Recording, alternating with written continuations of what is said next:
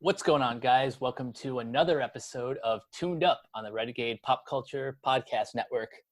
I'm your host, Mike, and this is the show where we break down everything in the world of animation. And boy, do we have a lot to talk about today. Joining me, as always, is my co-captain, Cameron. Howdy, howdy. Parental warnings. Most of the shows we will be talking about will be adult-oriented. Viewers' discretion is advised, but I'm sure kids are going to find some ways to watch it anyways. As they do. Indeed. But first, we need to pick up a few topics that we missed from the previous episode, both involving CBS Viacom. Cameron, where do you want to start? Well, first off, we apologize about that. We just brain fart, all that jazz. My new quote. So let's catch up a little. SpongeBob, Sponge on the Run, has been delayed till early next year for on-demand, and then later down the line, CBS All Access exclusive. First of all, when we first read this this press release, they weren't exactly clear in the wording, because what I and I'm sure Cameron assumed that it was still going to get its video on demand release next month in August, and then go to CBS All Access in 2021. But now they're delaying the film a whole year, and it's not even going to go to theaters. This bothers me for two reasons. One, if the film is mostly complete, then why wait an entire year, especially when other titles like Trolls World Tour and Scoob found at least somewhat success on VOD. And the other thing is SpongeBob has been successful on the big screen before with the 2004 film and 2015's Sponge Out of Water. Yeah, this is weird, and I've tried to find explanation for this decision, and even though it's like I get it, they're thinking, oh, we'll have a better time later down the line. But if you're going to delay it and still put it on demand, why not just release it on demand next month? You can still make money. There's really nothing else coming out from the major animation scene outside of Animal Crackers, which is coming out on Netflix in 2 weeks as we are recording this. And then for me, I just don't know why you would put it on CBS All Access. I don't think of animation for that streaming channel. I just think about the polarizing Star Trek shows that are on there and the Twilight Zone reboots.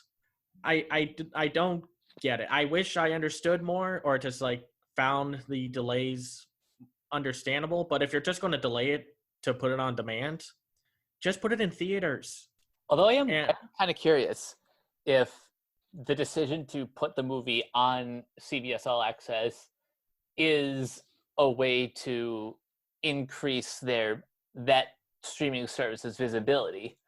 Because, SpongeBob is Nickelodeon's cash cow, so maybe Viacom wants more of a family-friendly audience to subscribe to the service. I'm just kind of speculating here. No, I think that's probably the only explanation. But with what's going on right now with the virus and the economy and whatnot, I don't think people want to buy another streaming service just put it on Netflix. That's where your audience is going to be. It's weird. I think a lot of it was just, I don't agree with it. We'll accept it, but I think they could have handled this announcement better. Agreed. So the other thing we need to catch up on is the other big news that we skipped out on last week because, we had to talk about Old Man the movie. No, was the new Teenage Mutant Ninja Turtles film coming from Nickelodeon, which will be a CG animated film. And alone that doesn't sound special, but what got everyone's attention was the production company that's going to help out with it. Point Grey Productions, Seth Rogen's and Evan Goldberg's company, and James Weaver. And the team also includes Jeff Rowe, who is working on Gravity Falls, Connected, and Disenchantment, and is going to be written by Brendan O'Brien, who did Neighbors, Sorority Rising, and Mike and Dave Need Wedding Dates. Kind of an interesting set of people for a TMNT film. Yeah, this combination of people is fascinating to me. Number one, although not in the same demographic at all, I trust Point Grey with their previous comic book adaptations. They also did Preacher for AMC and The Boys on Amazon Prime, and both have been positively received. I have hope that combined with like a Gravity Falls alumnus, I think this is the best combination if you want a reboot of a property with an extra dose of heart. So I think this might be the best. This has the potential to be the best cinematic version of the Turtles since the 1990s film. Yeah, no, I'm all for this adaptation because it's not like the other two worked, the two live action films that Michael Bay produced. And even like the second one, even though it had a lot of fan service to it, the story was bad. Nobody cared about the story, and then nobody went to see it, even though it's one of those things that bugs me, that fans are like, we want it more loyal to the source material. Okay, they partially do it, and then nobody sees it. And it's like, okay, people. But this might be like, has a potential for like a Spider-Verse kind of animated film for TMNT, because if they can take the energy that they have from the Rise of the TMNT cartoon, which I think is actually pretty solid, it has all the right pieces. It just needs to be put in the right order. I am kind of behind in my TMNT. Watching. The last series that I like really got invested in was the 2003 series. Yeah. And even then, I watched the Turtles Forever special more than the series itself. Yeah, no, I understand that. I grew up with the 2003 series. I watched little bits and pieces of the original, but I am close to the 2003 one. And although I gotta say, so far, animation is probably the best medium for the Turtles. I don't know why Paramount and Nickelodeon didn't do that with the two films that Bay produced. Those movies are ugly. Like even with that fun little elevator sequence in the first film, or the tank going down the rapids in the second film, they should have been animated. They probably wouldn't have been better, but they would have been more interesting to look at. Yeah. But yeah, no, I'm looking forward to it. And to round out the trio of Nickelodeon, Viacom, all that jazz news, Nickelodeon is going to produce a movie and then TV series with James Corden and Ben Winston of Real Pigeons Fight Crime. It's apparently a new children's book, and that's all that is known so far. It's just recently announced. And any quick thoughts or anything? Like there's not much to see. It's just like the image from I'm guessing one of the books. on the Yeah, article I'm writing. that's really all I have to latch on to is the cover art. And Yeah. to be fair, that cover art does just scream animation to me. Oh gosh, I'm curious to see how they'll animate this. If they can get it like the Captain Underpants movie, I think that would work. Did they specify whether or not it was going to be CG animation? No, they don't, or from what I can tell, they don't. Because it would be really awesome if they let it be 2D and they got the art style down like down pat from the cover art. Yeah, it would really be in the same vein as like Hilda and stuff like that. So I'd be down for it. But knowing the theatrical animation scene's taste for 2D, it's probably going to be like a stylish CG. But which I'm okay with that too, because because like we've been saying forever, the Peanuts movie is, and I guess now Into the Spider-Verse, those two are like kind of the gold standards for stylish. Yeah. Yeah, and Sponge on a Run looks amazing. Right? And we'll just have to see what happens. Now, before we leave Viacom, I do want to briefly shout out the Star Trek Lower Deck trailer that dropped. Oh yeah, I think today. Today, yeah. So yeah, this is the comedic spin-off animated series that deals with not the people on top, but everyone below, all the staff that usually goes unnamed, maybe dies depending on the show or where they go. And it will be coming out in August 6th, and will be 10 episodes. The cast includes Tawny Newsome, Jack Quaid, Noel Wells, Eugene Cordero, Don Lewis, Jerry O'Connell, Fred Tatasciore, Gilliam Vigman, and is being created by Mick Mahane, who is helps out with Solar Opposites. Yep. The trailer was, it looks okay. I don't know. I'm curious to see what kind of tone they're going for. It seems kind of like maybe young adults, maybe. Yeah, it looks like they're definitely going for that like Final Space audience. Like if I didn't know that the creator was an associate of Justin Roiland, I would assume that this was the same people behind Final Space, because the animation style looks so similar. It does. Maybe a little too much for its own good, but I don't know.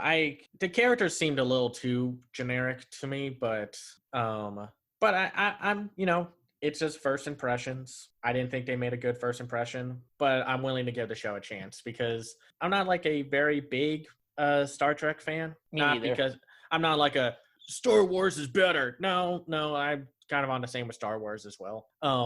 It's just more like the themes and what Star Trek focuses on was never my cup of tea. That's fair. And even with new generation and such, yeah, I think we'll have to see what happens next. Since we're going from one TV show to another, this time for HBO Max, Young Love, the new series based on the Oscar-winning short Hair Love, was recently greenlit with Matthew Cherry and Sony Pictures Animation.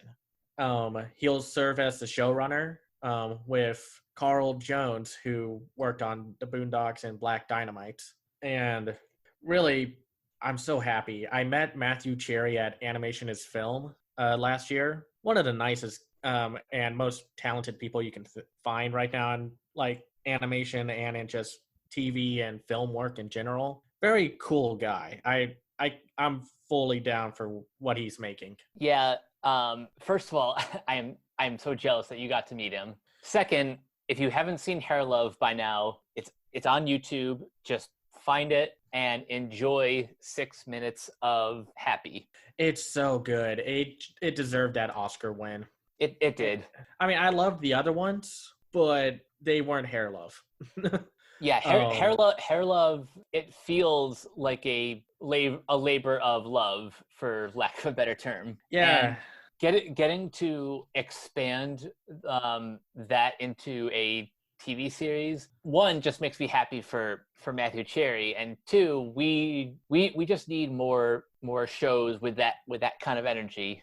Yeah, no, that short was great. Just watch it. You'll see that this guy is just amazing, and his team is amazing too. We're not done with the TV news yet.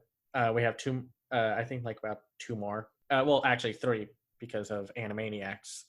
But first, Bill Oakley and Josh Weinstein are working on a Mission Hill reboot. Let's bring up the gif of Robin Williams and Jumanji going, "What year is it?" Seriously. Golly, with all these reboots. And this one is kind of shocking because Mission Hill was more of a cult favorite show because it was on like I think the CW, and it stood out because of its neon pop aesthetic, and it's more focused on young adults in a more urban, modern for the time, but probably modern for now also setting. It's going to focus on the gay couple from the show, Gus and Wally, and I'm down for it. I mean, they were like the more interesting characters in the show. Like, I love the show and I'm fully supportive of it, but for me, the biggest downfall that it focused too much on the younger brother of the main character, and probably because they got canceled. A lot of the other characters did not get a lot of spotlights. They were either like secondary characters or they got like secondary like B stories, and only like one of them got Gus and Wally as like the main characters. Now, did you see Mission Hill or have you seen it? I honestly don't think so. When this show came out, I wasn't, obviously I don't think I was the target audience for adult animation at that time. Mm-hmm. So this one just like came and went for me. If I could find it on some sort of streaming service, then I will gladly give it a shot. But in terms of bringing the show back, I'm happy for Oakley and Weinstein. I'm happy that they get to take the show now in a direction that I guess audiences are more accepting of than probably those 10 or 20 years ago. Yeah, the original show, which was from 1999 to 2000, it came out during that big blow up of like Simpsons and Family Guy related shows, and like that was when like Baby Blues came out, The Oblongs, and many more, Clone High as well, and a lot of MTV animated shows kind of lived and died during that small time period. And it also had a really good voice cast. It had Wallace Langham, who, if you've seen CSI Las Vegas, he was one of the tech coroners. Scott Menville, who you would know as Robin from Teen Titans. Brian Posehn, who's just been in a lot of things. Vicki Lewis, and our two main characters for this new reboot that they're shopping around. Gus was voiced by Nick Jameson, who was in Star Wars: The Clone Wars and 24, and Wally was Tom Kenny, and you can really tell it's Tom Kenny. He has such a distinct voice. That he does. And the show was really just kind of unique. I hope they get it picked up, and in general, I hope we get to see more of Mission Hill. Now, Rob Paulsen, famous voice actor who has just been in everything also, but most people would know him as Yakko and Pinky from Animaniacs and Pinky and the Brain, among many, many, many, many, many shows and movies. Like, you could throw a rock in a pond and you'd hit a show he's been on. Mm-hmm. And he talked a little more about the Animaniacs reboot that's coming to Hulu. How about you take over for this one? Okay, so he gave a little update on when to expect the Animaniacs reboot, and from what he said, Animaniacs was supposed to come out fall of 2020, but because of the coronavirus, it's obviously going to be delayed. In the article, he didn't specify exactly when we'd see it, but we know that it's in the works. He gets to record the dialogue from home, Good. And the creative team behind this is actually kind of interesting. Obviously, it's Spielberg coming back to produce, but the showrunner is Wellesley Wild. He worked on Family Guy and the Ted movies, so I kind of see what they're trying to do here. It sounds like they're kind of leaning into the edgier humor that they snuck into the original series, but Yeah. still keeping the original voice actors and bringing back proteges of the composer Rich Stone, Steve and Julie Bernstein. Mm-hmm. So it's probably going to feel very very close to the original Animaniacs, but with a more modern sensibility.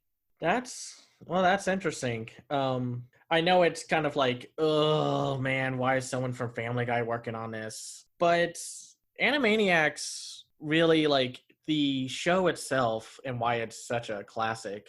A lot of it is because Spielberg was able to produce it, and that's how it got away with a lot of the jokes. Mm-hmm.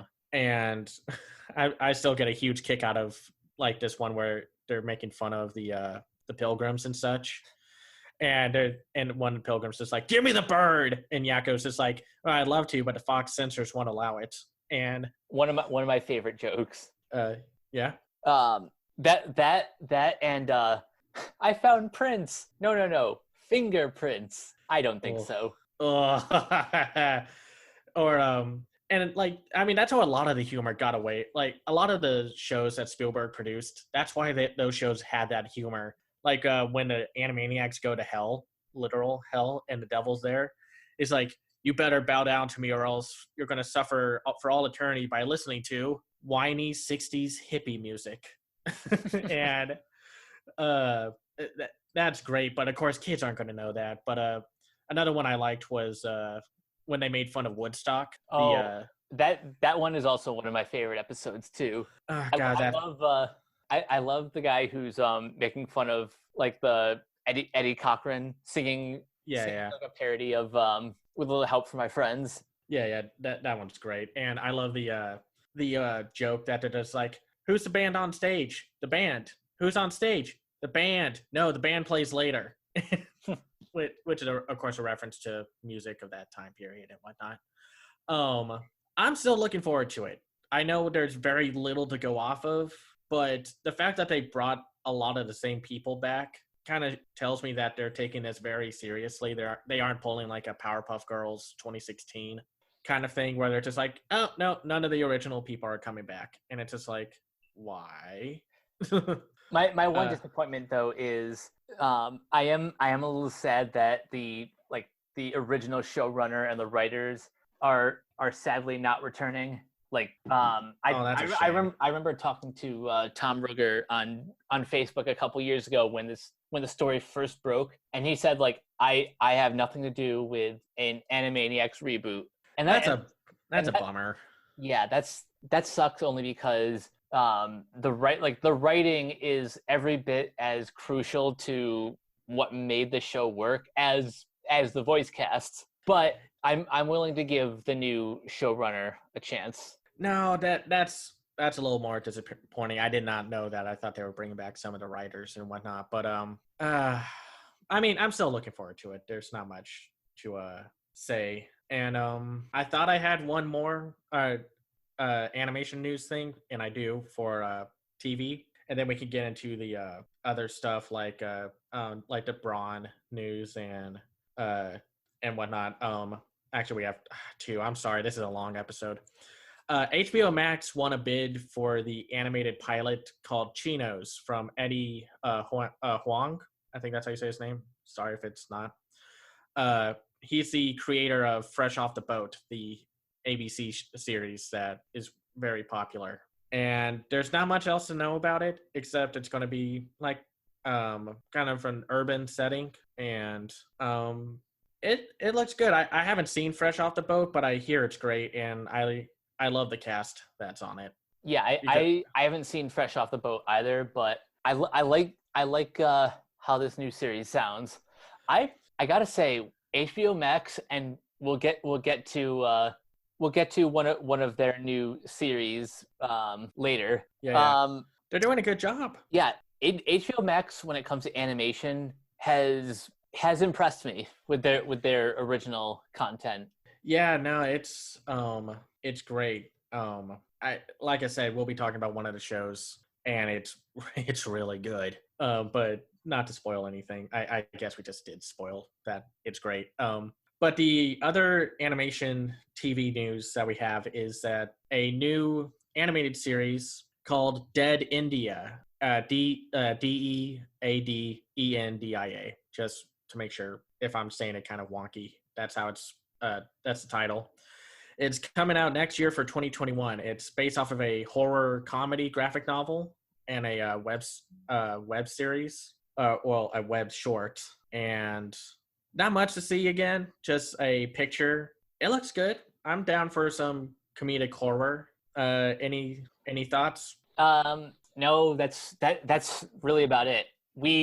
I've said this before, that horror and animation are two genres that I think we need to see more of. Yeah, go ahead. We don't get enough animated horror. Like it comes up once in a while, but not quite as often as I'd like. Yeah, the problem is that a lot of the animated horror is mostly aimed at kids, and while this one is also, it's usually very dumbed down. Family entertainment, mostly sticking to like horror Halloween specials and whatnot. The voice cast sounds kind of interesting. Zach Barrick, who was on Spider-Man Far From Home, Cody Kavitha, who was on the new Rise of the Teenage Mutant Ninja Turtles show, Emily Osment, who was on Almost Family and the Kaminsky Method, Alex Brightman, who was on Beetlejuice the Musical. Didn't know there was a musical. Clinton Loop, aka Miss Coco Peru from Will and Grace, and Kenny Tran from maybe Happy Ending, and Catherine Kavari from Marvel Rising, Insecure, and Big Little Lies. I think that sounds like a pretty good cast. Yeah, that's a great cast. Yeah, a lot of talented people. And that covers our TV news. I know that was a little exhausting, but the animation news cycle decided to really pick up, and we're not even done. Yeah, we still have more to go. Because we now have the Comic-Con at Home schedule. You take away from it. There's a lot of animation and like animation activity happening at Comic-Con at Home. I can't possibly go through everything, so here are just some of the highlights. I think to stick to the animation. So we have Cartoon Network Studios, The Art of Storyboarding, which is a masterclass that includes Mick Graves from The Amazing World of Gumball, Chuck Klein, who worked on Apple and Onion, and Julia Pott, creator and the voice on Summer Camp Island. That, I think we need to talk about Summer Camp Island. That's a very interesting show. It's going to be on HBO Max. I think both first and second season are on there. So. Oh, nice. We will talk about that one day. Yeah. There's a bunch of other panels on here. One that I'm kind of two that I'm kind of interested in are the 75th anniversary of Moonman. Yeah, the Moonman is a very popular franchise from Europe and barely made a dent in the US, so don't worry if you've never heard of it. And what's the other one? There's still more I've got to go down, but music for animation. So find out what it takes to create the sonic worlds of your favorite animated shows. Learn how creators in entertainment write songs, create sounds, and compose music from songwriters Alyssa Samsel and Kate Anderson from Central Park. Ooh. Composers Jefferson Friedman from Harley Quinn. Yeah. Roger Neal of J.J. Villiard's Fairy Tales. Sebastian Evans, who worked on Teenage Mutant Ninja Turtles. And Tim Davies from Troll Hunters Tales of Arcadia.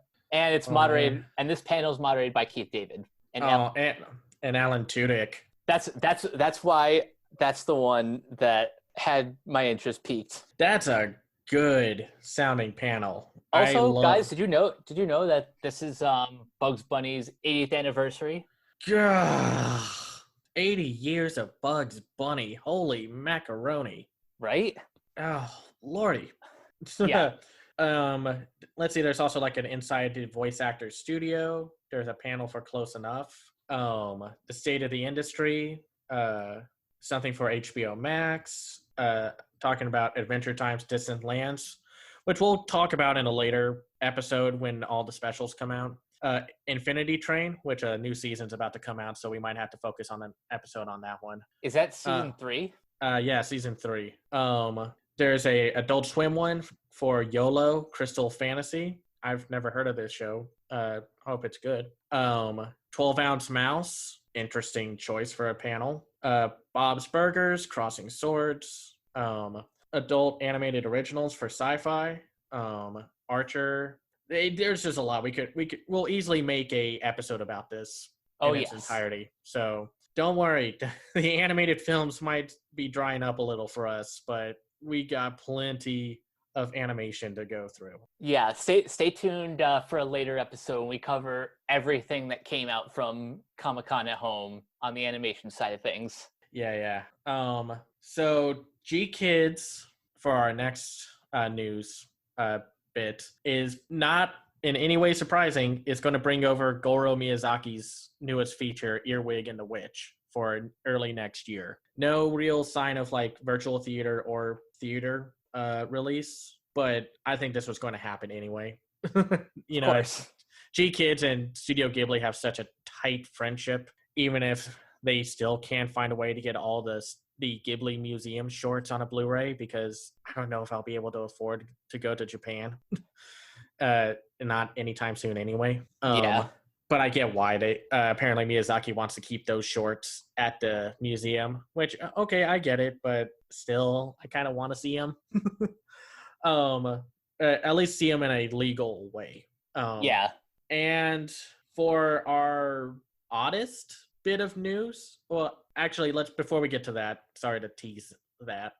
Braun Studios, the studios that released and produced this year's animated hit for Netflix, The Willoughbys, due to COVID-19, is going to make a virtual animation branch so they can make more animated properties, TV shows, and films. For me, I still love The Willoughbys. I think that's a fantastic movie. Same. So if they can bring in like different talent for the TV shows and films for this branch of the company, I'm down. I'm all for it. I want to see what they can make with this branch, because all they really have is The Willoughbys and this Henchman animated film that I saw a little bit of and was not impressed, but has like a wild production history that includes Adam McKay and Will Ferrell being attached to the project. But that's for another time. I don't know. Maybe that's the actual tease right there. But the oddest bit of news to come out from the last time we all talked was that Scooby-Doo was getting a new Halloween special. And of course, it's like, well, Scooby-Doo has been releasing nonstop direct-to-video films and specials and TV shows. How many are they up to now? Like 25 or 27? I don't want to know. I forgot. And so it's like, why should we care about this news? Well, it has Scooby and the gang joining up with Elvira, which, okay, not too weird. Bill Nye the Science Guy, and it's going to be directed by Grim Adventures of Billy and Mandy and Evil Con Carne creator Maxwell Adams. And okay, hang on. Can I say the next one? Yeah, go ahead. So the main antagonist of this movie is the Scarecrow. Yes, that Scarecrow from DC Comics. Oh my gosh, what is with this special? Like, I don't know. That's so weird. This isn't the first time that Scooby-Doo and the Batman universe has crossed over. No. At this, we all know that Scooby-Doo takes place in the DC universe. Literally, they had 3 different comic books printed at one time, between the traditional Scooby-Doo Where Are You series, Scooby-Doo Team Up, and the DC Comics Scooby Apocalypse. So Scooby-Doo is such a weird continuity. It is. Because if Batman exists in this universe and Blue Falcon. Does that mean Batman knows who Blue Falcon is? There's a and crossover I'm Scooby. dying to see. Yeah, I want to see how that works.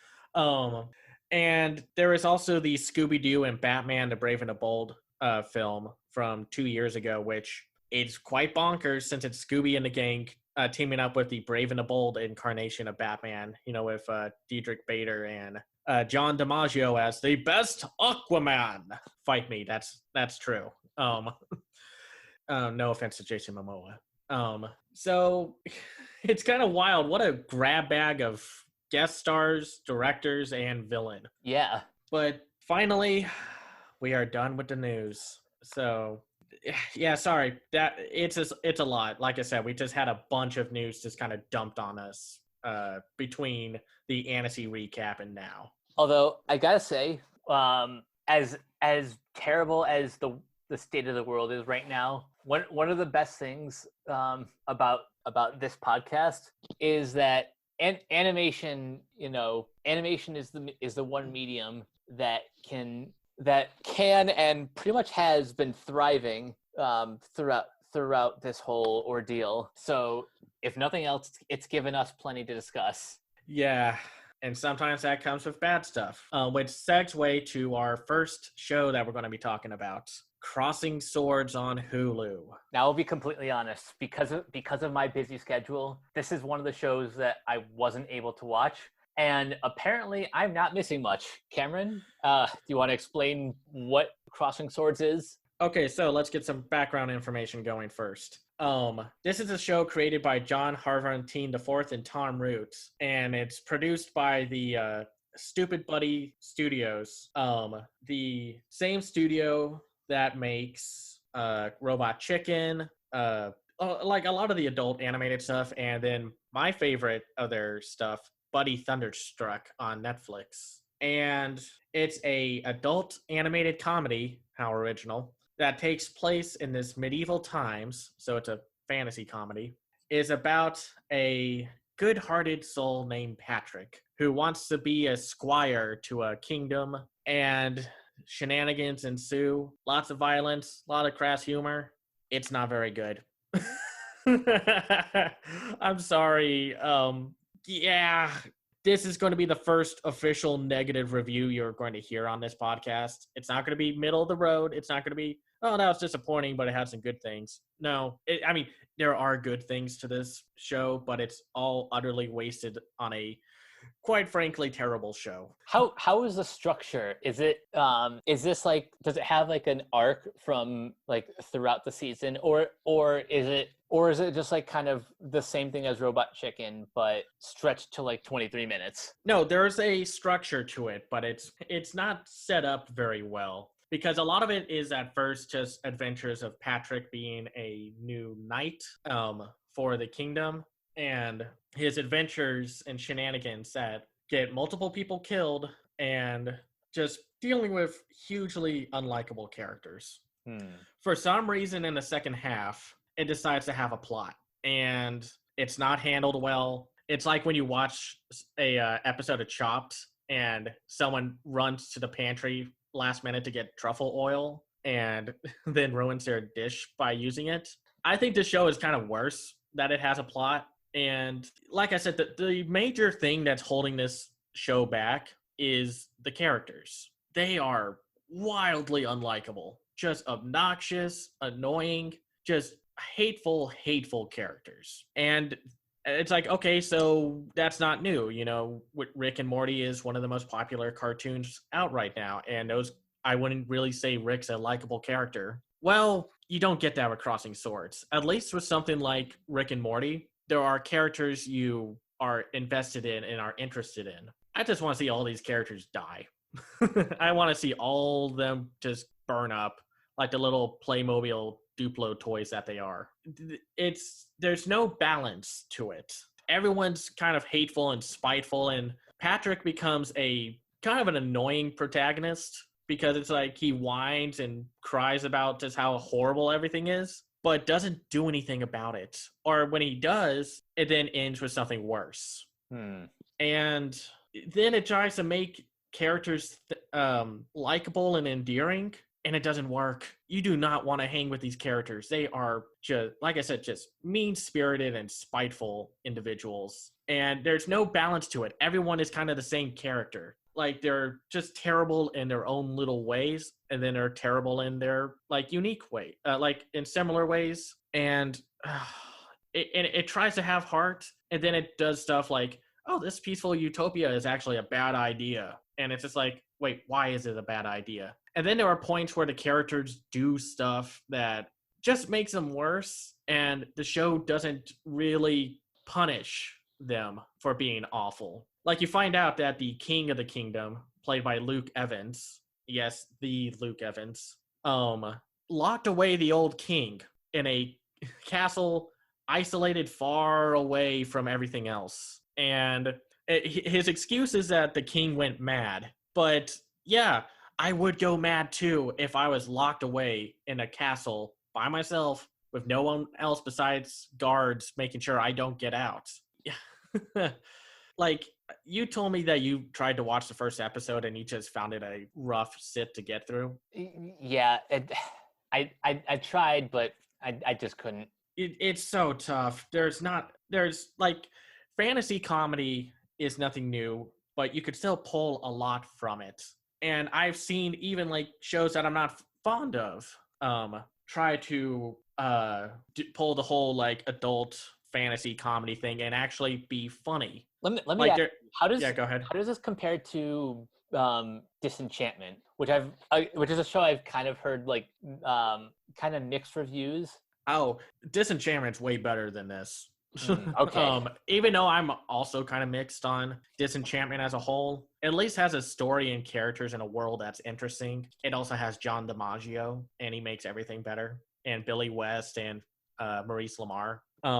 And even though I'm not fond of the story or the characters of Disenchantment, or at least not all of them, it's funnier, it's a little more creative, and like Crossing Swords just doesn't have heart. It tries to, but then it just takes a dump all over that like hopeful moment. Like, I'm sorry, but this is like no different from like the other shows that the Robot Chicken team has made. There's really not a whole lot. It's violent, it's crass, a lot of swearing, and you look at this cast and you would think it would be better. Nicholas Hoult plays Patrick, Luke Evans the king, Elena Ubach is the queen, Patrick's best friend Broth, and yes, that like bone broth, soup broth, is voiced by Adam Pally. Tara Strong shows up quite a lot, and she plays the sister to Patrick. Tony Hale as Patrick's brother, and Adam Ray as Ruben, as Patrick's other brother. I'm sorry, just to make sure. Tara Strong is his sister. Tony Hale and Adam Ray are the brothers. And then you have Seth Green. You got Breckenmeyer. And then you got like Yvette Nicole Brown, who, you know, from Community. And Natasha Lyonne guest stars in an episode as a Yeti. Wasted talent. Natasha Lyonne is so good. See Russian Dolls if you can. That's such a great show. Alfred Molina as Robin Hood? What? Yeah, okay, so the joke there is, so spoiler territory, I don't care. This show is bad. Sorry, I know a lot of hard-working people put elbow grease into this, and stop motion is very hard to make, but I think this show just weak. So the joke is that one of Patrick's brothers, Ruben, is a rogue, and a lot of the first part of the show's humor is that he's trying to be like, I'm the Robin Hood of the forest, even though there's an actual Robin Hood. And he just says like, oh, well, that Robin Hood took his inspiration from me. And it's never funny. And Robin Hood actually dies a horrible death in one of the episodes. And again, like, and then there's like a character who's a potential love interest who turns villain. Played by Jamila Jamil, who, if you've watched The Good Place, is one of the lead characters from that show. And Ben Schwartz is in it, Maya Erskine. And this show is frustrating because it has such a talented cast. And I know these people can put in good work, but it's reliant too much on like everything that adult animation gets a bad rap for. It's like it's not likable. The jokes don't really land. There's probably one joke that works where they're at a rave or a fantasy version of a rave, and someone says like, "Throw your swords in the air." All the swords fly up, and he's like, "Oh no, wait a minute, that was a bad idea." Then all the swords come crashing down and kill a bunch of people off screen. So the humor is really low-hanging fruit then. Yeah, very low-hanging fruit. Sometimes it gets a laugh from Broth, but he's just like he's still kind of like the typical dumb character. Like you'll see in one of the previews for it, he's like, "Do you think people will notice my armor is made of tinfoil?" And golly, this show, I don't recommend this show. It was a rough watch experience, and I get why it's getting a season 2, and I'm sure just viewers aren't going to matter about these like making a good structure and characters you want to care for and such. But it'll be interesting to see how season 2 improves, or if it improves at all, or if we're just getting another Robot Chicken variation, because that's what happened to one of their other shows that was on Adult Swim a while back, where they made fun of the giant robot genre of Voltron and such. Titan Maximum didn't last long, lasted a season, wasn't really good. It was just kind of the same issue of like everyone's terrible, mean, you don't really care for anyone, and for any heart that it tries to have is just shot out of the sky. It's also why I gave up on like Super Mansion, which I think I just kind of got bored with that show. Like the only show that I think that was quite good outside of their Robot Chicken stuff was Buddy Thunderstruck for Netflix, and unfortunately that seems to only have like one season. But watch it, it's so refreshing, it's really funny, and it's basically a better alternative right now than to watch Dukes of Hazzard. It's that kind of thing. And I don't know, they're making the studio's talented. I know Seth Green and Breckenmeyer are good people. I just wish they would evolve their products a little more, like do a little more, step out of the box, you know? If I can be completely honest, I don't think I was ever really that big a fan of Robot Chicken, even in its prime. Robot Chicken was hit and miss, and not like it had a few good seasons, but then it just kind of fell into its own rut of how things are set up. The specials kind of expanded and such. Like I love the DC Comics specials that they do. But then it kind of fell into the traps of just like, let's make an entire special revolving around the gag that Batman and Superman hate each other and they're super petty about it. And it's not interesting.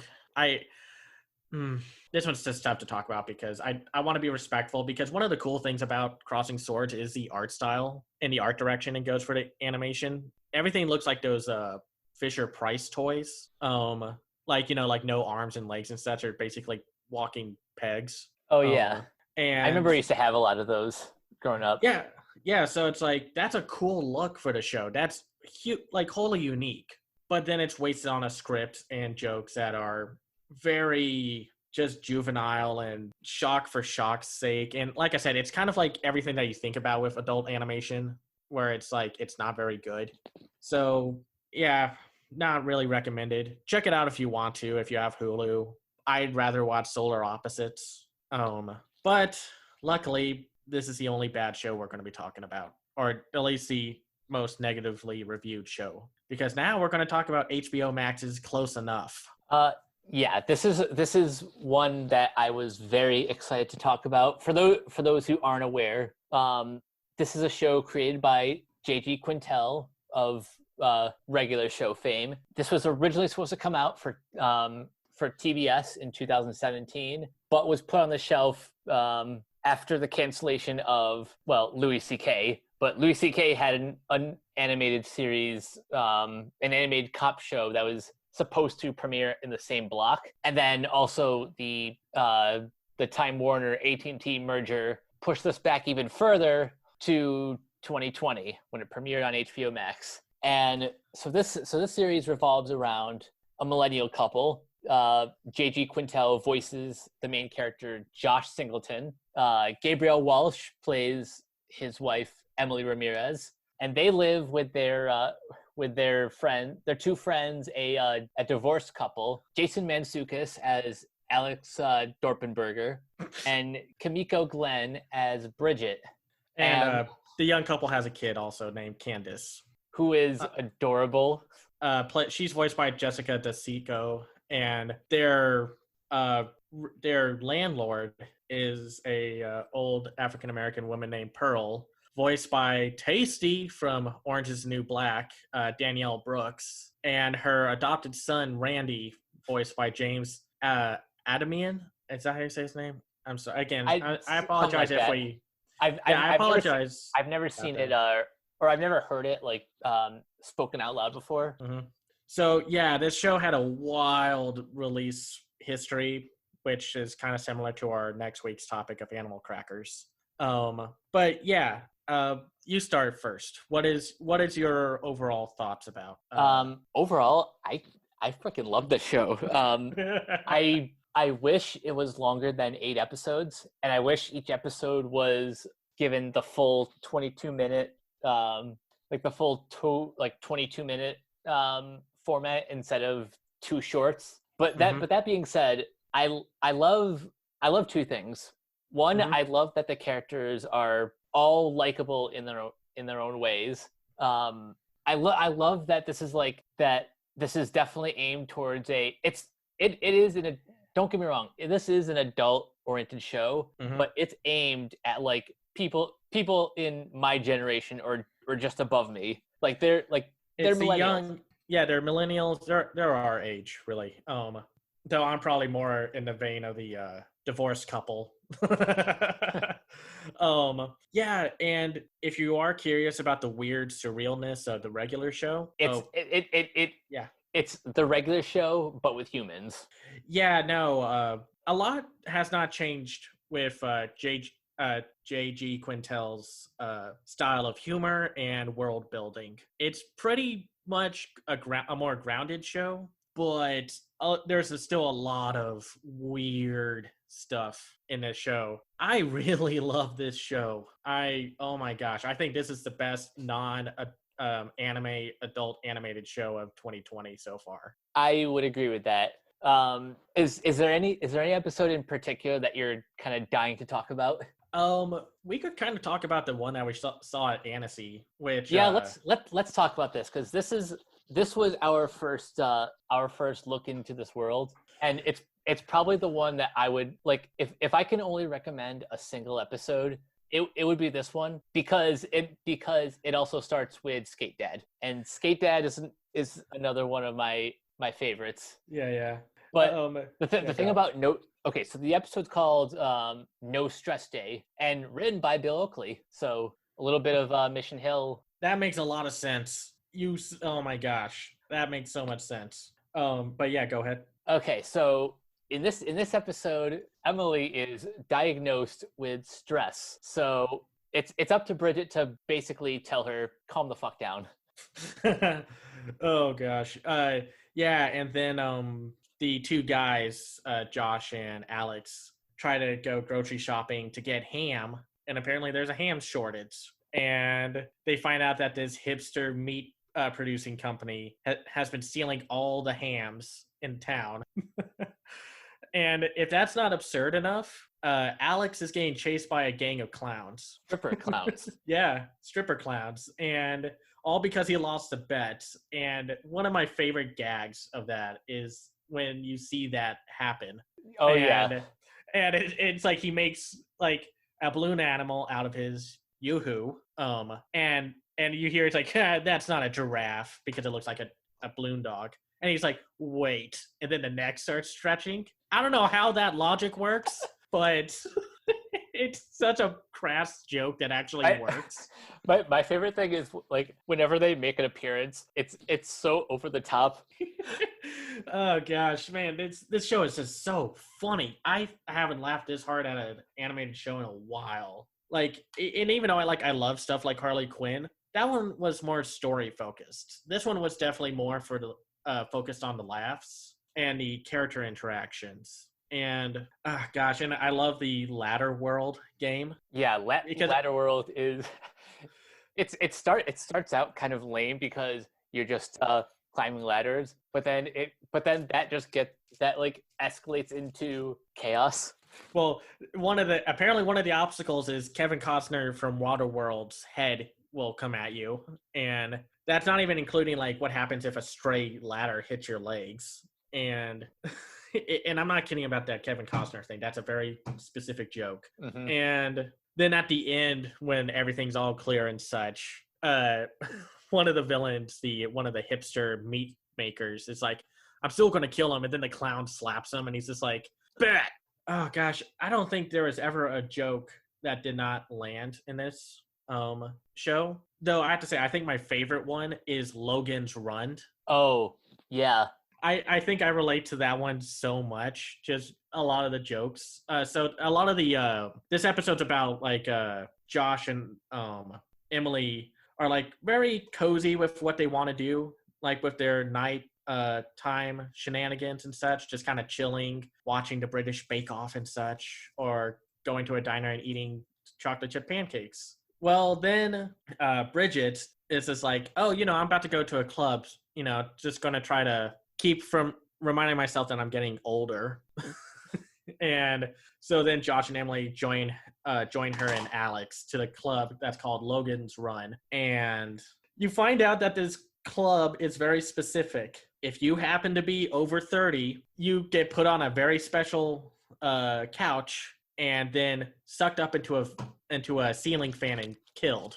Yeah, it gets dark, but then in a very funny way. Yeah. Oh, well, then it's like Jason Mantzoukas finds a great joke about like how he outs himself to help his friends. He's like, "I remember Blockbuster," and he starts saying a bunch of 90s things, and then it caps off with, "I still use AOL to surf the internet."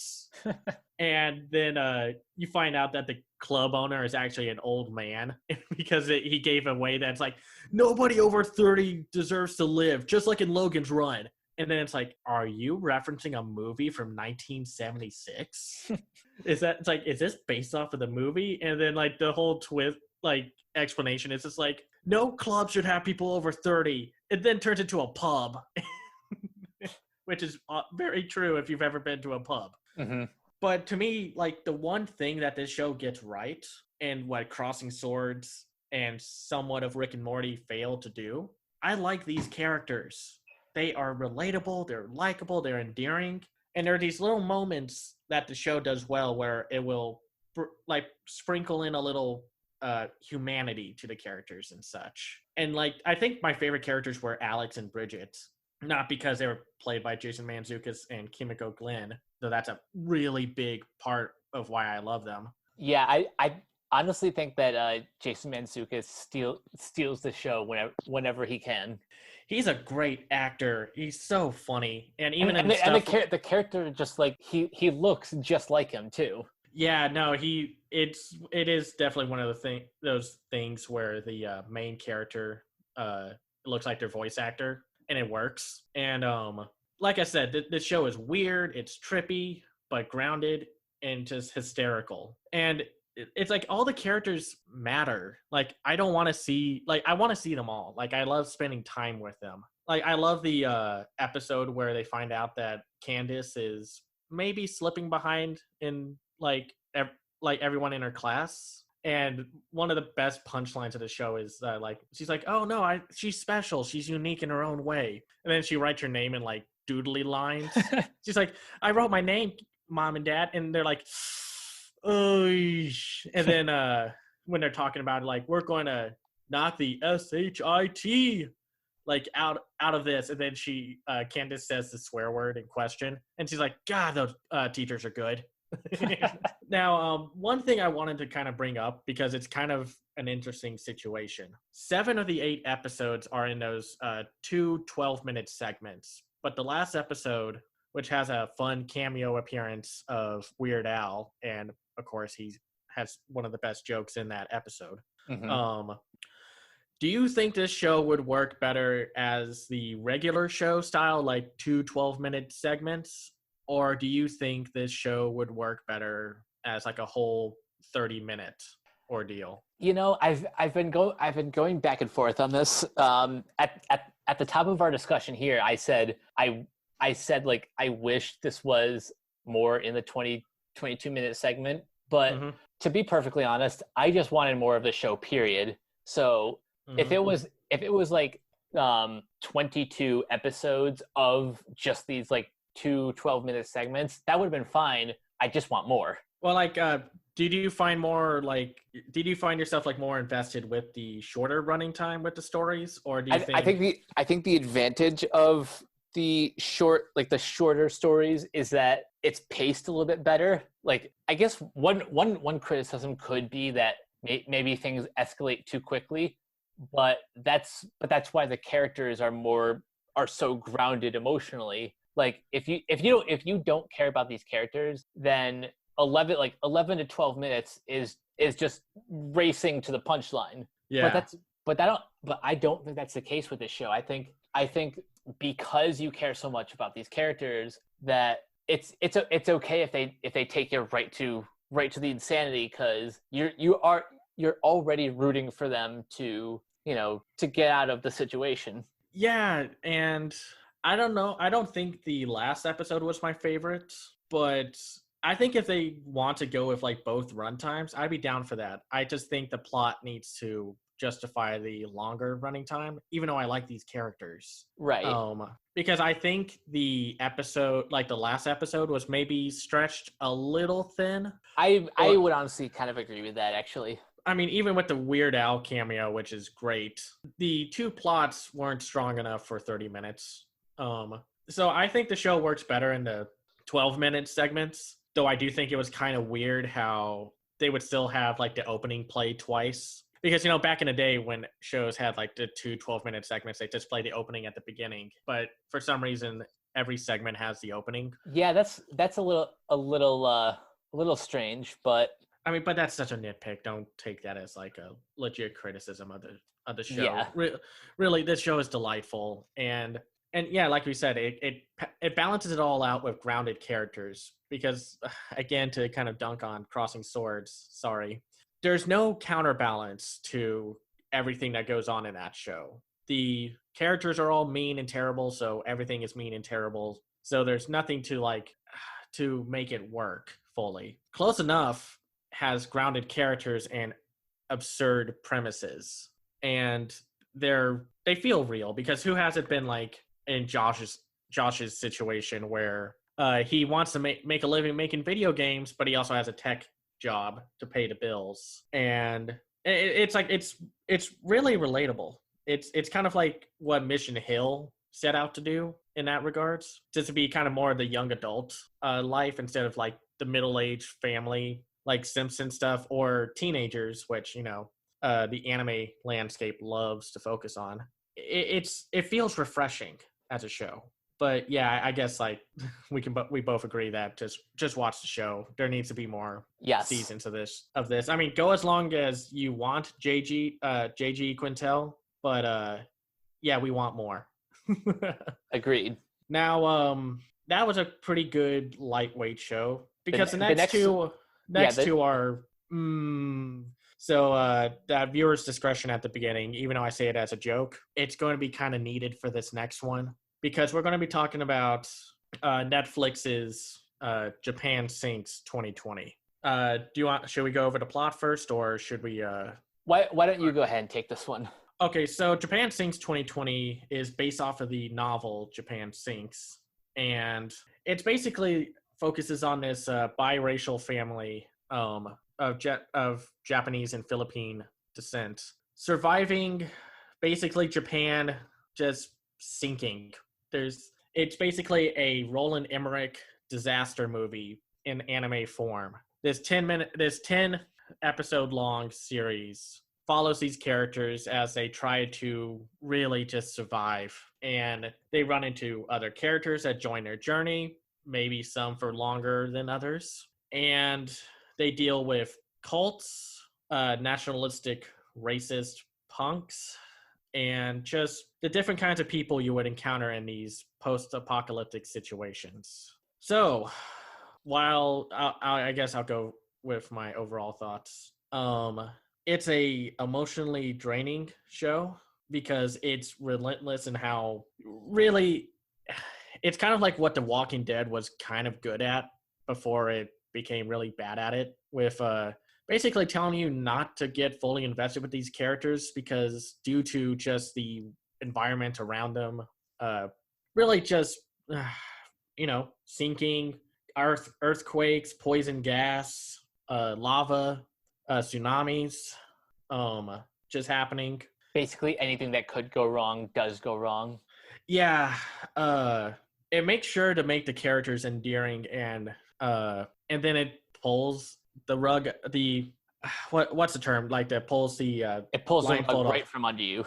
Yes, and but to balance it all out, so it's not just a 10 episode long misery fest. There are moments of humanity, joy, optimism, and that last episode, I'm not going to deny it, I cried at the end because it was just all of that buildup, all of that misery of what happens, and then the ending just justifies it and doesn't waste it.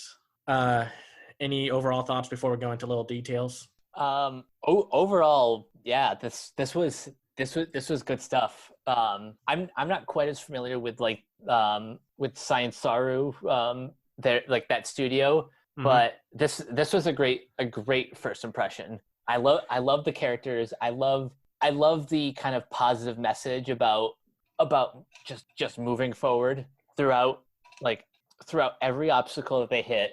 Like the two siblings, Ayumu and Go, they're like just no matter what, they were able to survive a number of earthquakes. It wasn't just one. It was like 3 or 4. Yeah. Also, Kite is best character. Okay, so yeah, let's talk about the characters a little. So it starts off with the family of Mari Muto, Ayumu Muto, Go Muto, and Kochiro Muto. And then they meet other characters along the way with, let's see, what was the runner's name? Was that Osamu or? I think so. Oh no, Haruki. Haruki, I think. Sorry if we get any of the characters wrong.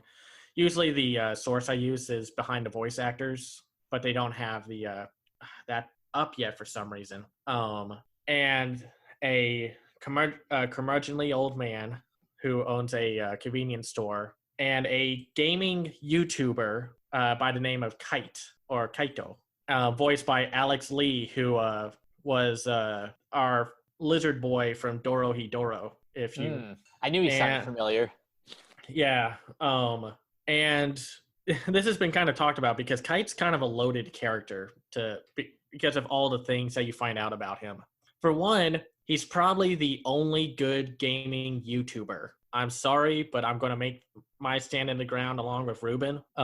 He is the only good gaming YouTuber, because if you haven't been following the news, a lot of the gaming community's biggest names are turning out to be pretty horrible people. And instead of just making fun of him as a YouTuber, he's just a good person. He's a good person. He's helpful. He's not selfish. You think he is at points, but then he does something that shows why he's doing it. And then, do we want to go into spoilers? That's up to you. Something happens that you find out with the character that a lot of people are kind of theorizing about.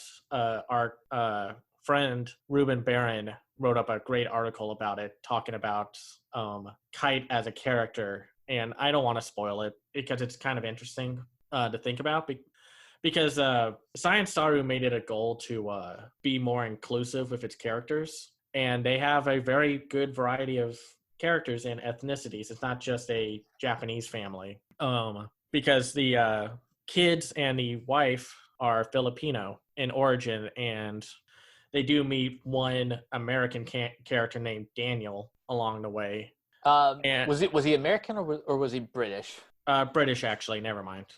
British. And a lot of the show does unfortunately have moments of nationalistic pride, of just like, Japan will rise again. And it's like there are points where the characters are halted because it's like they're not purely Japanese. And luckily, the show is smart enough to punish, don't be a nationalist or a racist.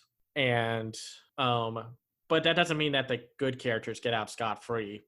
I guess this is a minor spoiler, but don't fully invest with the dad. Oh yeah.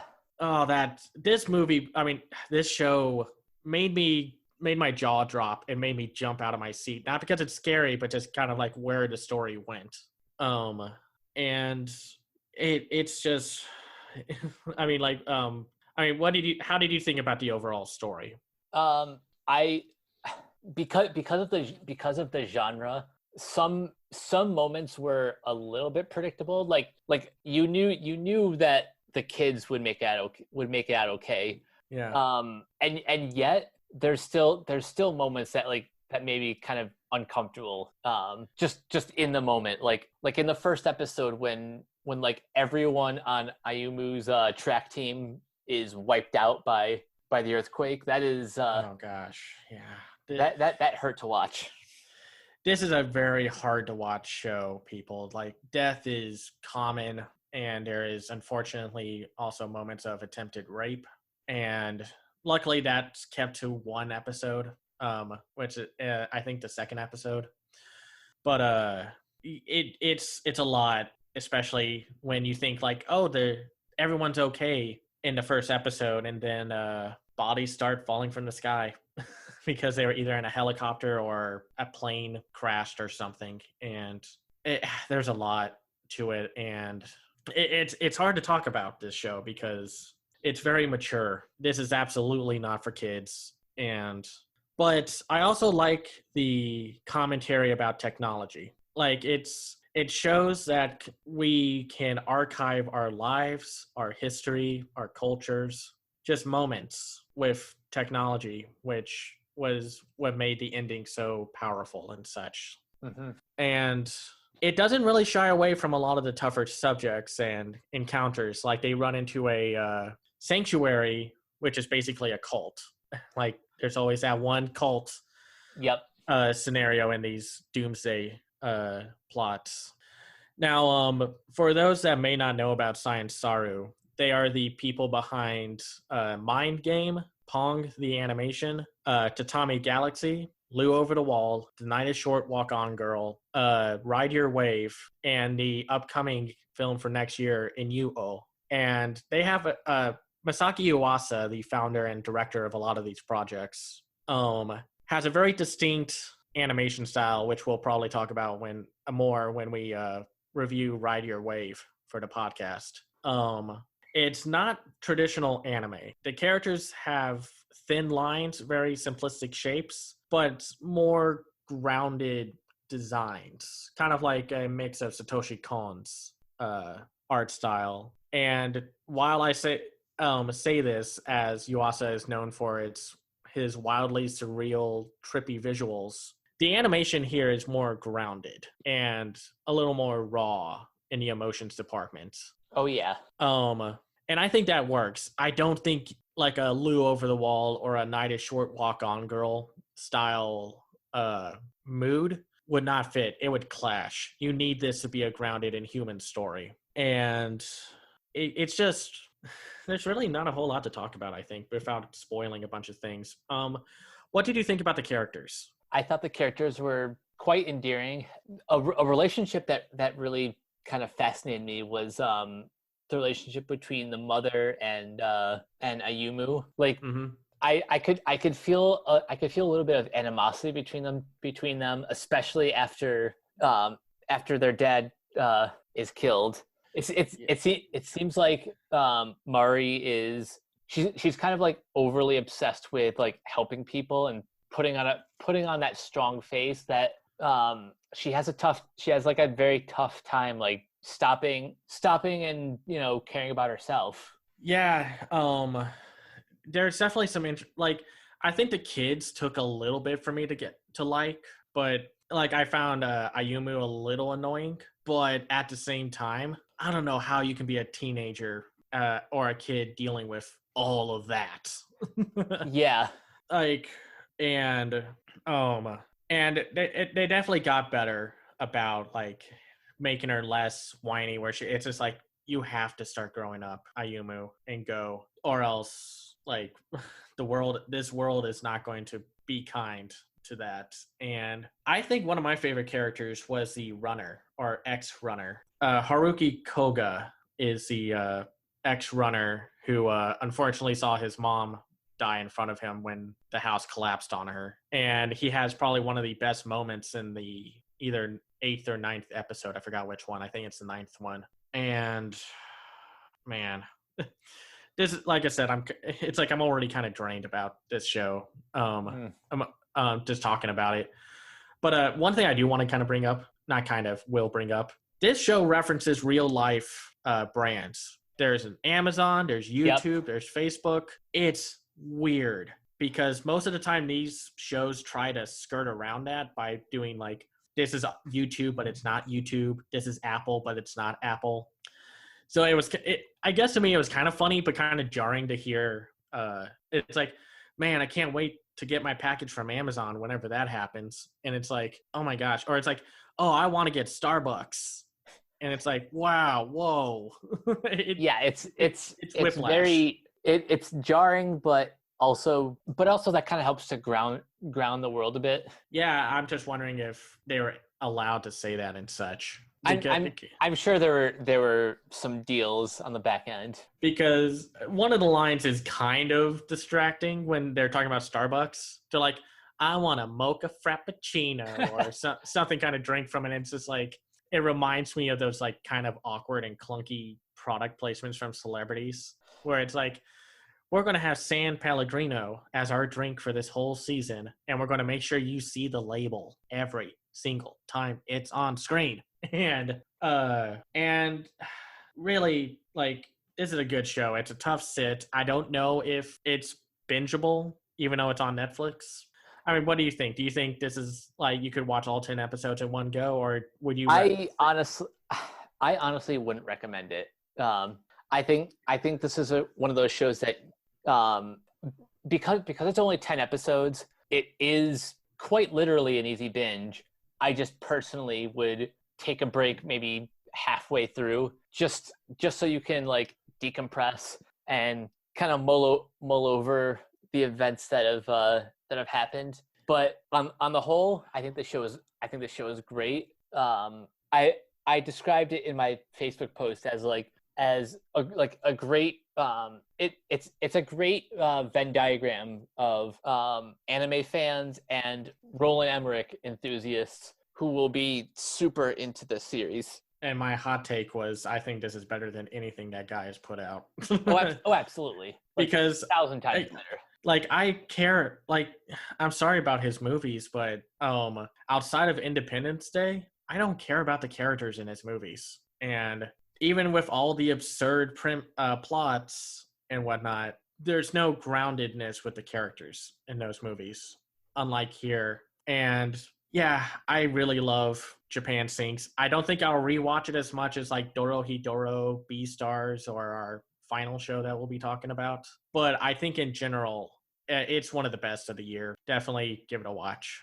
Oh, yeah. So, our final show that we'll be talking about is the new Studio Trigger anime, B&A, aka Brand New Animal. This was recommended to us by Ruben from our fantasy recap episode, and it's been one of the most hyped shows of the year due to it being by Studio Trigger, and its premise of a young girl who lives in a world where people and animal people like coexist, but of course the animal people are discriminated against and basically like hold themselves like in one location, kind of like a Zootopia kind of thing. Think of the anime Zootopia. And the main character, Michiru Kagamori, one day ends up mutating into this tanuki girl. And she makes her way to this city where she encounters a man who turns into a wolf named Shiro Ogami. And they solve crimes and they try to find out a more sinister plot that unfolds as the show goes on. Now, Mike, is this your first time with Studio Trigger? As far as I know, it might be. I must have seen like bits and pieces of of some of their other stuff. Like I've seen a good chunk of Kill la Kill, so seeing that animation style again with BNA was really fun. Unfortunately, I've only gotten to episode 6 of BNA, but what I've seen so far, I'm really digging. Yeah, so we'll keep this one as light as possible with spoilers. For those that don't know, Studio Trigger is a studio that made Kill la Kill, the Little Witch Academia series, and one of the most successful G Kids distributed films, Promare. And they were founded by Gainax Studios animators, and Gainax were the people behind like FLCL, aka Fooly Cooly, and Neon Genesis Evangelion. Yeah, that makes a lot of sense. Yeah. And I think this is basically Zootopia with anime. And I got a little bit of the discourse of this, like people comparing this to Beastars and Zootopia and dunking on Zootopia, because it's like, this 2-hour movie doesn't do what these 2 12-episode series do. And it's like, gee, a 2-hour movie can't fully expand upon themes of discrimination and racism, cults, and other adult themes. You know, it's like, yeah, big shock, a movie can't fully explore those things, you know? And I like Zootopia. I love that movie. And but like I said, BNA, Brand New Animal, is able to expand upon some of these aspects, because it really like brings to light the world that these animal people live in. I don't think it's fair at all to compare this show to Zootopia, because this show takes it's a similar approach, but it's also really different. Mm-hmm. Because I don't think BNA is trying to be subtle at all with its like racism commentary. Oh yeah, it's not. And not only that, but there's more going on in terms of the world building. The fact that these what do they call them? Beastmen? Yeah, Beastmen. Like the fact that they can transform to and from like their human form is kind of another difference.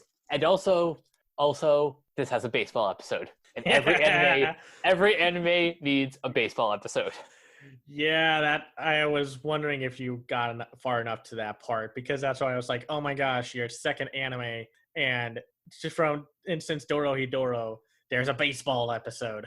And the show does go into some pretty dark areas. Like I said, it talks about religious cults. There's a child trafficking episode very early on, and then the mob is just kind of it's like they're basically the big bad from what I understand. They're like the big bad of the series. Yeah, you'll have to see. I'm not going to spoil anything. And maybe I am by just saying that. But it shows a society that, even though the whole city is of beastmen, there's still discrimination. There's still acts of terrorism, and the child trafficking plot line is very dark, because it's like, oh, these kids got separated by their moms, and do they know how to write?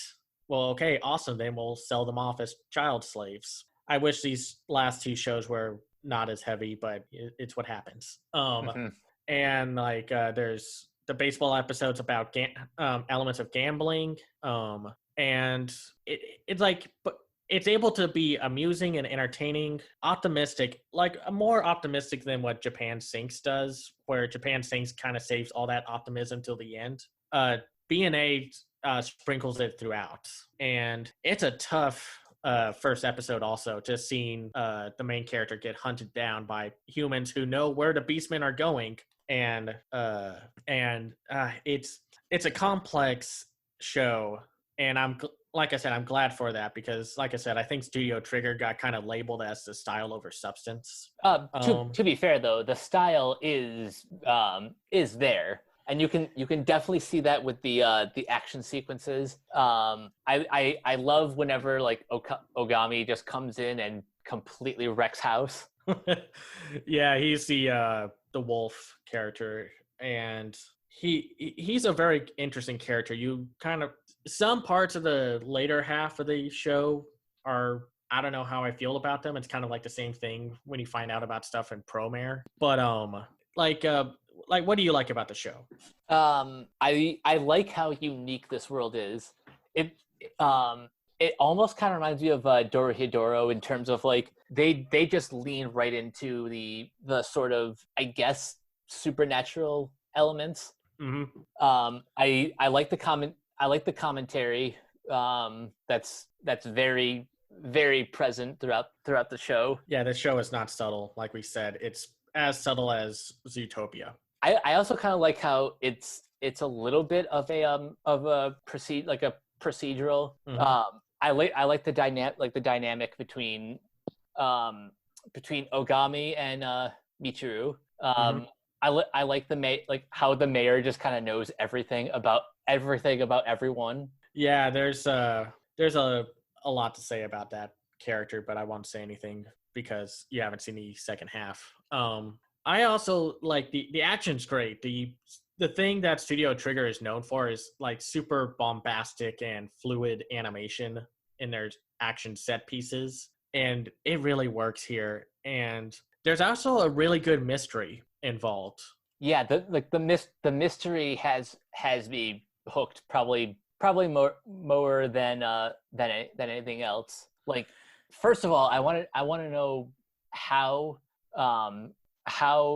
Michiru and her friend were able to transform, because these are the only two characters that I've met so far who are not beastmen. They were born human. You'll find out very soon. Considering where you're describing where you left off, you'll find out soon.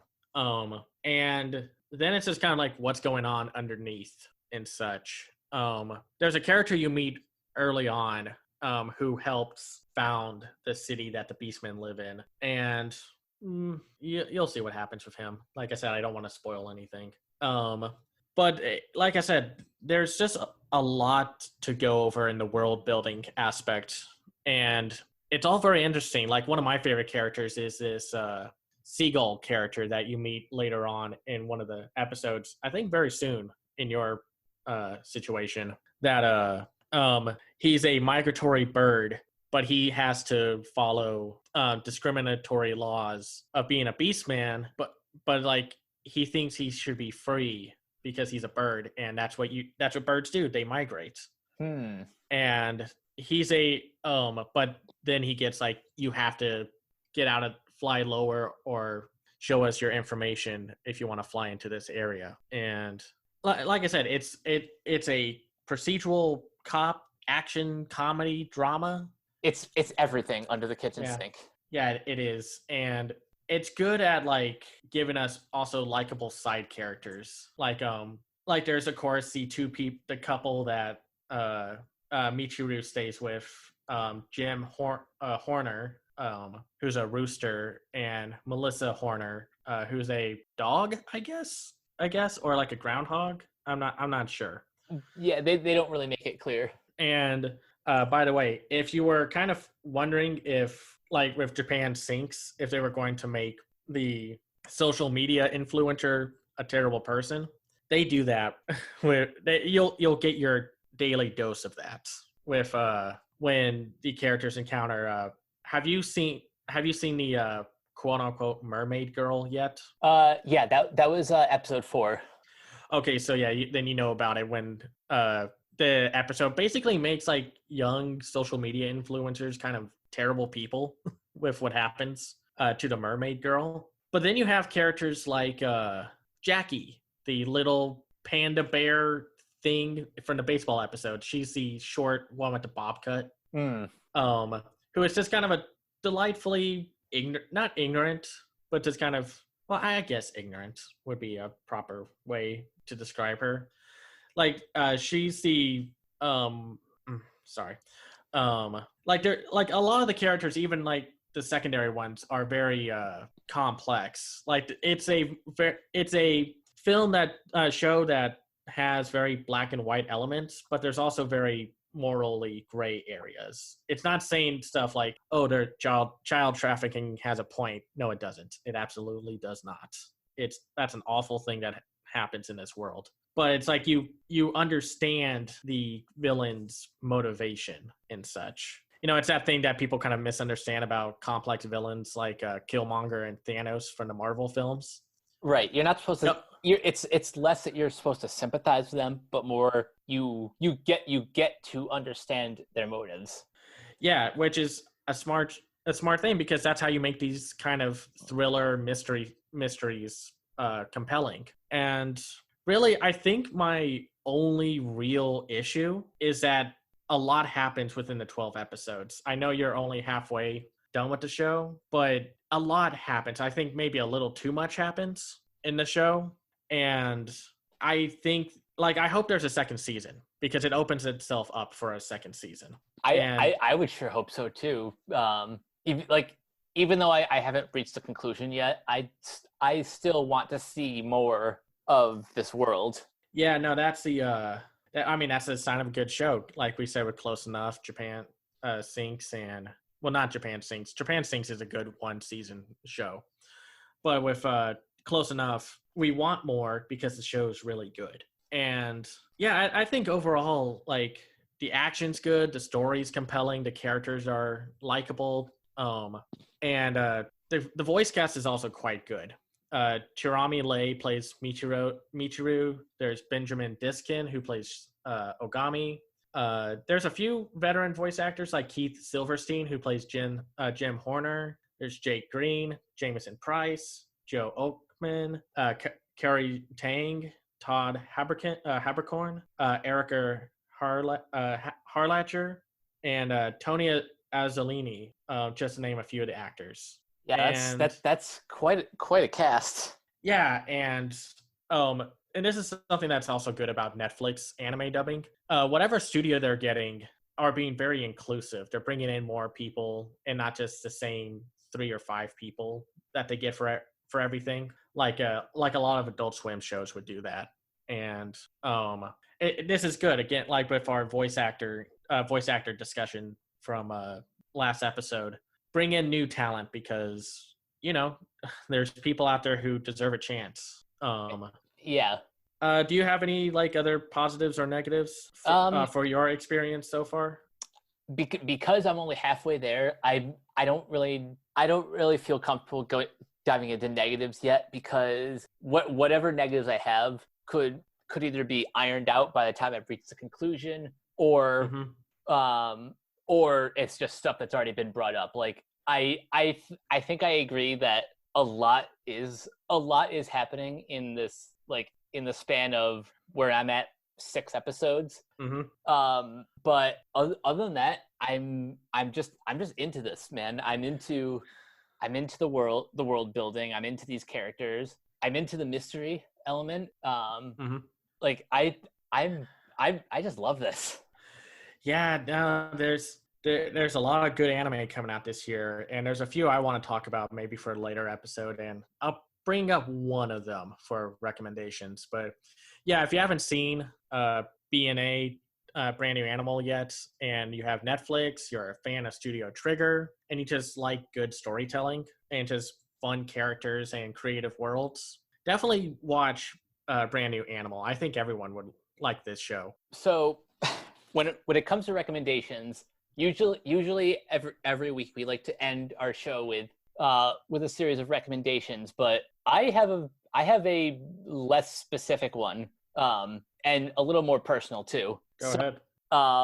So this year, a lot of my friends will have noticed that I've been watching a lot less movies, partially because of this show, but also this show has opened me up to more anime. So I am personally making an effort to dive back into this world, and because of Netflix and Hulu and HBO Max, I am now able to kind of fill in a gap, like a gap that I've had for a while, and catch up on a lot of things I missed. And yes, a future Tooned Up episode will cover Studio Ghibli, so stay tuned for that later down the road. Awesome. Well, for me, I always like to try to make recommendations that are topical with like what we're talking about. like one of the shows I'm watching right now is called it's a romantic comedy slice of life anime called If My Favorite Pop Idol Made It to the Budokan, I Would Die. I love And long names like that. there's oh gosh, anime and its long name titles, especially for comedies and romances and such. It's about a well, here's the description: passionate music lover Iripio only wants to see her favorite underground pop group, Cham Jam, make it to the big stage at Budokan because they've enriched her life by their very existence. Eri is willing to dedicate everything she has to see this dream fulfilled, even her health. At their last performance, she got a crazy nosebleed. Hey, no one said being a super fan was easy.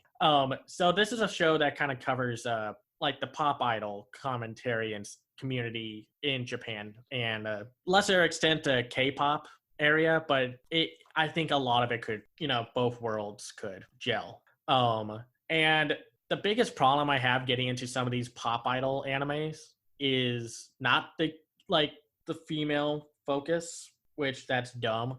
Watch a show because it's good, no matter who's the lead in it. It's because there's a lot of different ways to take the pop idol like community commentary and such. Like some talk about the darker sides of it. Like if you've seen Perfect Blue, it talks pretty toxic, like about the toxicity and the darker sides of being a pop idol and the fandom. And this one is wildly wholesome. It's just this woman who loves this one pop group so much that she's dedicating her life to supporting. And you would think this would get creepy, skeezy, sleazy. I'm only 6 episodes in, and it's absolutely not that. It is cute, adorable, really funny. And one of the things I like is that it gives the pop idols their own personality. Like they're not just, window dressing. They're not just a goal, a trophy to be had. They're treated like people. Yeah. And it does go into some of the more stressful sides of like how what's the proper word to describe the pop idol community or like the scene? Volatile, because you could be big for one day and then if you mess up or something happens and the group disbands, you either have to find a new group or your career's over. Yeah, or your career's over. There's definitely, it's not shy to talk about that kind of side. And 2 of the main character's friends are likable. There's not really a bad or a negative look at like a fan of the idols, and it could have been very easy to, because one of the main characters is a slightly heavier set male, and usually when you see that in like anime like this, they're usually the creepiest or sleaziest fan. No, he probably is one of the most wholesome male anime characters that you will find in like recent anime.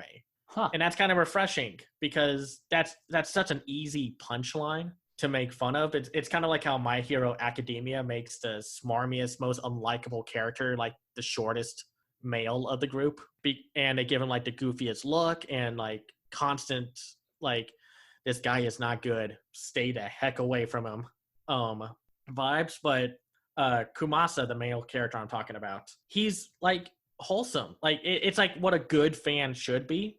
Like not too clingy, not too like overly obsessed. And I like these characters, and it's such a cute show. It's something that I needed after Japan sinks. It's completely understandable. Oh golly. But I don't know if I can say it's a full recommendation since I'm only halfway through it. But I think as of right now, I would. It's on Funimation Now, their streaming service, and I highly recommend it. I don't think a lot of people are talking about it, or at least from what I'm seeing, not a lot. But I think it's just a great show, and it's in English. What's the name Japanese. of the show again? If My Favorite Pop Idol Made It to the Budokan, I Would Die. Awesome. Yeah, and the opening's very cute also.